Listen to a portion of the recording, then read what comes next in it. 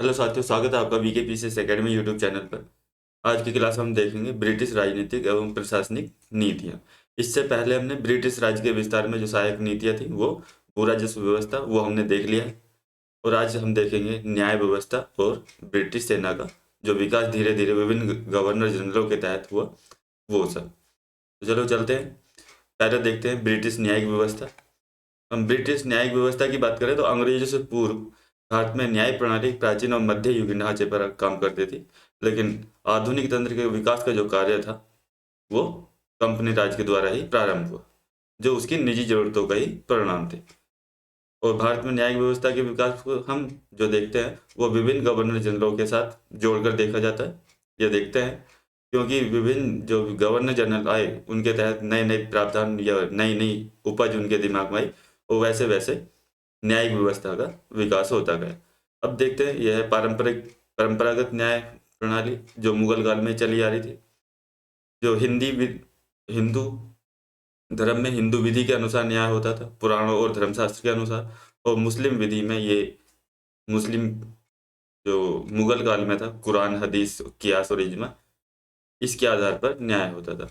आधुनिक न्याय व्यवस्था में जब यह अंग्रेज आए, ब्रिटिश राज शुरू हुआ तो कानून का शासन, कानूनों के समक्ष सबकी बराबरी, कानूनों का सहित अवैधीकरण किया। कॉर्नवालिस ने श्रेणीबद्ध न्यायालय की स्थापना की और प्रशिक्षित न्यायिक अधिकारी और व्यावसायिक वकील का उद्भव इनके टाइम पर हुआ। देखते हैं आगे। पहले देखते हैं लॉर्ड क्लाइव का काल। लॉर्ड क्लाइव ने क्या किया? परंपरागत जो न्यायिक व्यवस्था में उसने कोई हस्तक्षेप नहीं किया लॉर्ड क्लाइव ने। इसके समय पुरानी न्याय प्रणाली ही काम करती रही। बात करें वॉरेन हेस्टिंग की, तो इसके समय में कोलकाता में सुप्रीम कोर्ट की स्थापना की गई। प्रत्येक जिले में कलेक्टर की नियुक्ति की गई इसी के समय। इसे कलेक्टर को इसने राजस्व, प्रशासन और न्याय सभी अधिकार दे दिए गए। ये एक समस्या थी। कलकत्ता में बात करें तो सदर दीवानी और सदर निजामत।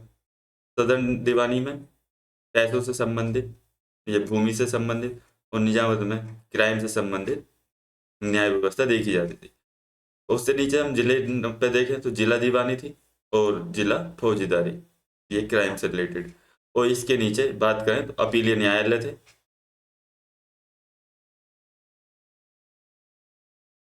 अपीलीय न्यायालय यानी जिले के नीचे वही परंपरागत व्यवस्था ही काम करती रही। आगे देखते हैं कॉर्नवालिस का काल। तो कॉर्नवालिस को व्यापक न्याय सुधार के लिए जाना जाता है। इसके द्वारा विभिन्न सुधार किए गए, जैसे कॉर्नवालिस ने शक्तियों का पृथक्करण को लागू किया। जैसे ये वॉरेन हेस्टिंग ने कलेक्टर को प्रशासन के साथ न्यायिक अधिकार भी दिए, और इसने कॉर्नवालिस ने शक्ति के पृथक्करण को लागू किया और कलेक्टरों से न्यायिक अधिकार छीन लिए। इसने इसके कार्य में कॉर्नवालिस संहिता लागू की गई। इसमें अलग अलग विभागों की शक्तियों को परिभाषित किया गया और उनके जो जिम्मेदार कार्य थे और उनको भी स्पष्ट किया गया। आगे बात करें, इसके समय फौजदारी न्यायालयों में परिवर्तन किया गया। इसने जिला फौजदारी न्यायालय को समाप्त करके 4 भ्रमणशील न्यायालय की स्थापना की। इसने दीवानी न्यायालयों को पुनर्गठित किया तथा नीचे से ऊपर तक कई श्रेणीबद्ध श्रृंखला स्थापित की, जो ये है। जो कॉर्नवालिस ने मुंसिफ सबसे निचले लेवल पर यहाँ 50 रुपये लगते थे। रजिस्ट्रार, रजिस्ट्रार के ऊपर जिला अदालतें यहाँ, और जिला अदालत के ऊपर 4 प्रांतीय अदालतें। कहाँ कहाँ थी? कोलकाता, मुर्शिदाबाद, ढाका और पटना। उसके ऊपर सदर दीवानी कोर्ट, और सदर दीवानी कोर्ट के ऊपर अपील। सदर दीवानी कोर्ट के निर्णय को कहाँ अपील की जा सकती थी? प्रीवी काउंसिल। ये कहाँ थी? ब्रिटेन में। और इसके लिए 5,000 रुपये लगते थे। आगे बात करें विलियम बेंटिंग के काल की, तो इसने जो प्रतिशोधात्मक न्याय व्यवस्था, जैसे उस समय पे परंपरागत में अंग भंग अलग करना, कान काट लेना या कोड़े मारना आदि को इसने समाप्त कर दिया। विलियम बेंटिंग ने जो कॉर्नवालिस ने भ्रमणशील न्यायालय बनाए थे उसको इसने समाप्त कर दिया, और उसकी जगह दिल्ली और इलाहाबाद में सदर दीवानी और सदर निजामत अदालत स्थापित की। किसने? William Bentinck. इसके समय कानून निर्माण को महत्व दिया गया। 1833 के रेगुलेटिंग एक्ट के माध्यम से विधि आयोग का गठन हुआ, जिसका अध्यक्ष लॉर्ड मैकाले था, और विधि आयोग की सिफारिश पर ही आगे दीवानी प्रक्रिया संहिता 1859 तथा दंड प्रक्रिया संहिता 1861 लागू की गई। आगे देखते हैं कैनिंग का काल। कैनिंग के काल में क्या हुआ? 1860 में इंडियन पेनल कोड लागू किया, आईपीसी बोलते हैं जिसे, 1860, जो अभी तक चल रही है। इसी प्रकार 1861 में इंडियन हाई कोर्ट एक्ट पारित कराया, और इसी एक्ट के माध्यम से तीनों प्रेसिडेंसी यानी मुंबई, कोलकाता और मद्रास में 1865 में हाई कोर्ट स्थापित हुए। वहीं 1866 में आगरा में और बाद में पटना और लाहौर में भी हाई कोर्ट स्थापित हुए। अब बात करते हैं 1935 का एक्ट और संघीय न्यायालय की स्थापना। तो 1935 का जो भारत शासन अधिनियम था, उसके माध्यम से दिल्ली में संघीय न्यायालय की स्थापना की गई। यह केंद्र राज्य और देसी, एक तरफ देसी रजवाड़े और भारत सरकार के मामलों को देखने के लिए स्थापित किया गया, और कुछ परिवर्तन के बाद स्वतंत्र भारत की सरकार ने इसे ही सुप्रीम कोर्ट में पुनर्स्थापित किया। आगे बात करते हैं ब्रिटिश भारतीय सेना की। तो अपने राज्य विस्तार और मजबूती के लिए अंग्रेजों ने जो आधुनिक व्यावसायिक सेना का ढांचा खड़ा किया, जिसे अनुशासन और प्रशिक्षण द्वारा नियंत्रित किया गया।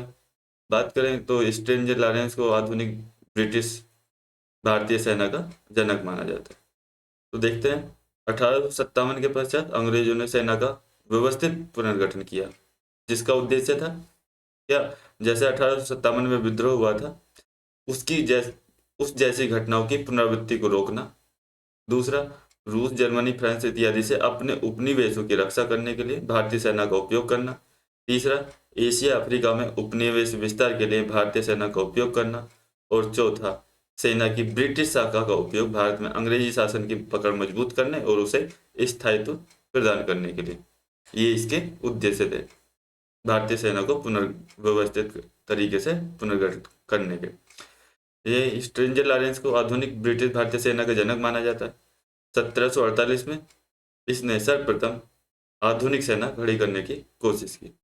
लॉर्ड डफरिन कभी कभी पेपर में कथन पूछ लेता कि किसका कथन क्या है? अंग्रेजों को 30 वर्ष पहले हुए उस भयानक अनुभव से सबक सीखना चाहिए और उसे सदैव याद रखना चाहिए। ये 1857 के विद्रोह के बारे में कहा गया था, जब सेना को पुनर्गठित किया जा रहा था।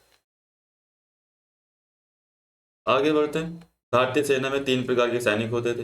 भाई, उच्च सैनिक अधिकारी जो सीधे ब्रिटेन से ही नियुक्त होकर आते थे। दूसरा, उच्च पदों पर भारत में भारतीय होने वाले अधिकारी, यानी इसमें भारतीय शामिल नहीं थे, यानी दूसरे यूरोपियन। और तीसरा, सिपाही, जिसमें भारतीय ही अधिकतर होते थे। बात करें, अंग्रेजों ने सदैव से ही भेदभाव रखा। कुछ पदों के मामले में भारतीयों से भेदभाव और दूरी बरती।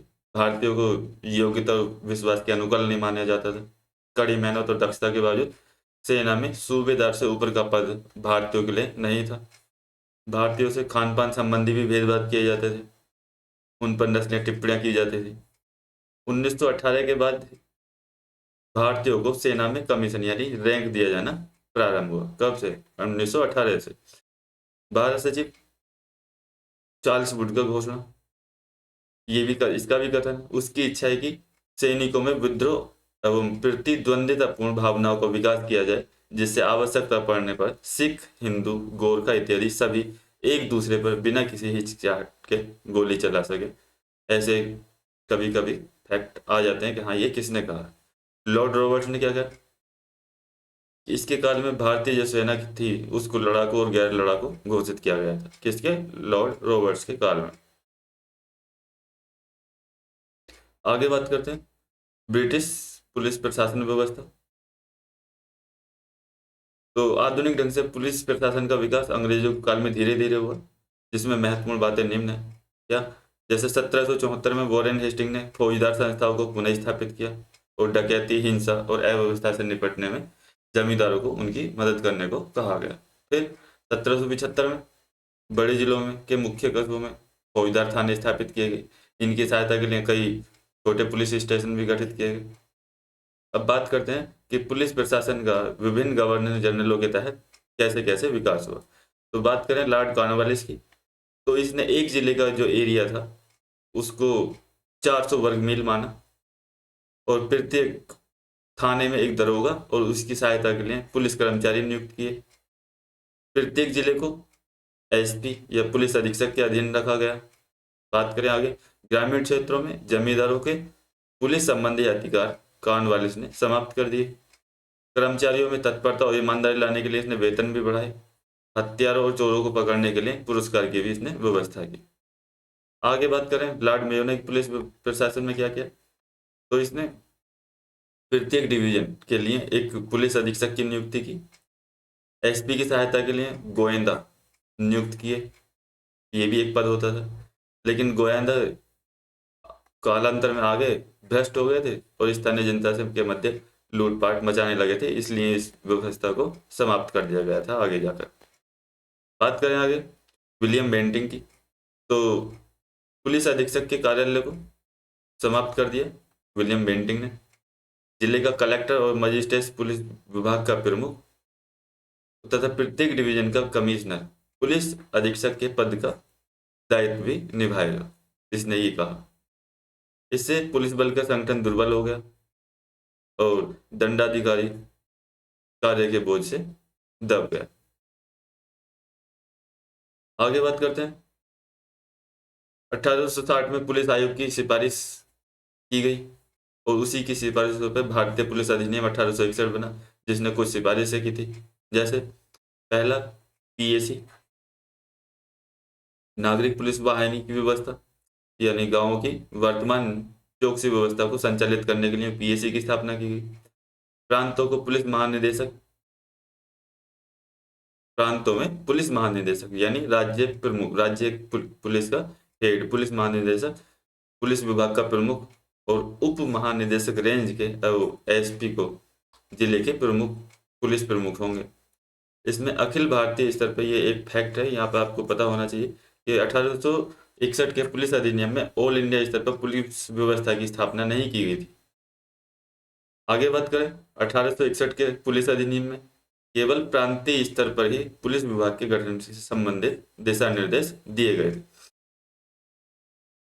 आगे 1902 में पुलिस आयोग ने केंद्र में केंद्रीय जांच ब्यूरो यानी सेंट्रल इंटेलिजेंस ब्यूरो सीबीआई और प्रांतों में सीआईडी यानी क्रिमिनल इन्वेस्टिगेशन डिपार्टमेंट की स्थापना की सिफारिश की। ये हो गया आपके न्याय व्यवस्था और सेना और पुलिस व्यवस्था। इस वीडियो में बस इतना ही। यदि आपको ये वीडियो पसंद आए तो लाइक करो, शेयर करो और सब्सक्राइब और बेल आइकन दबाओ। अगली जो वीडियो आएगी वो आएगी ब्रिटिश राज में जो सिविल सेवा का विकास हुआ उससे संबंधित। Thank you.